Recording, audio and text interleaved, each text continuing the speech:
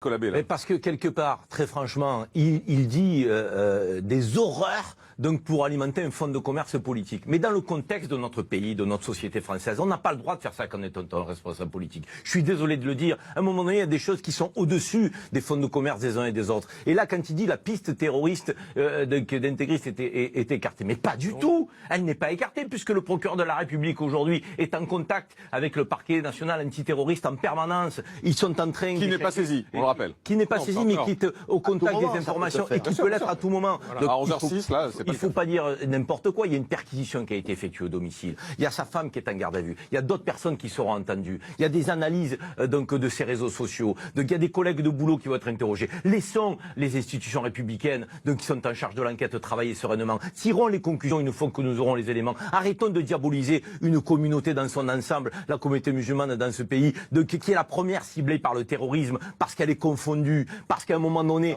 elle est amalgamée. Donc c'est insupportable. Moi, je le vis très mal, ce qui se passe dans notre pays, parce que je suis profondément républicain, laïque, mais je suis aussi de confession musulmane. Et on n'a pas le droit aujourd'hui de faire la confusion entre terrorisme et musulman. On n'a pas le droit, on met à mal la République, comme on n'a pas le droit d'être antisémite dans notre pays, comme on n'a pas le droit effectivement de faire, je dirais, du racisme anti-blanc.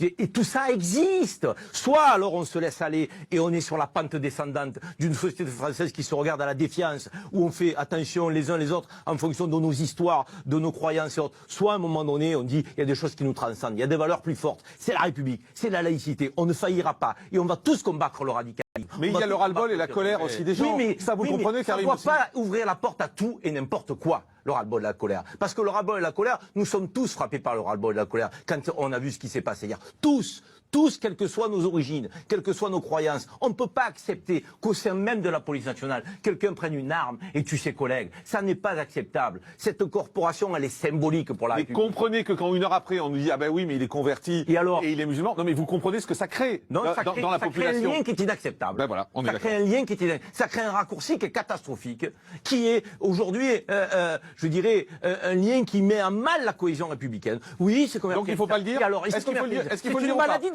Est-ce qu'il faut le dire ou pas, Karim? Est-ce que ça veut dire qu'il ne fallait pas le dire? Mais je ne dis pas qu'il ne fallait pas le dire. Je dis qu'il faut dire aujourd'hui, donc s'il y a radicalisme ou pas. C'est ça qui est important. Donc il ne fallait pas dire qu'il était converti musulman? Préciser qu'il est musulman. Quelque part, ça ouvre la porte à la potentialité que le musulman, par de fait, il est radicalisé. Non, c'est la radicalisation qu'il faut combattre. Et moi, je considère en tant que musulman que quelqu'un qui est radicalisé, il n'est plus musulman. Il est sorti de l'approche musulmane. Il n'adhère pas à l'islam. Donc, à part si on considère que l'islam, effectivement, c'est prendre un couteau et tuer les gens et tuer autrui. C'est pas ça l'islam. Il faut qu'on arrête de nous raconter des histoires. On laisse croire des choses à des esprits faibles.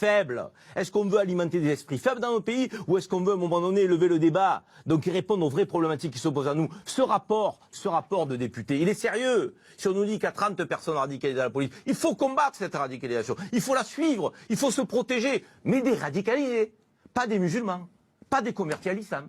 Parce que là, effectivement, on se tromperait de combat.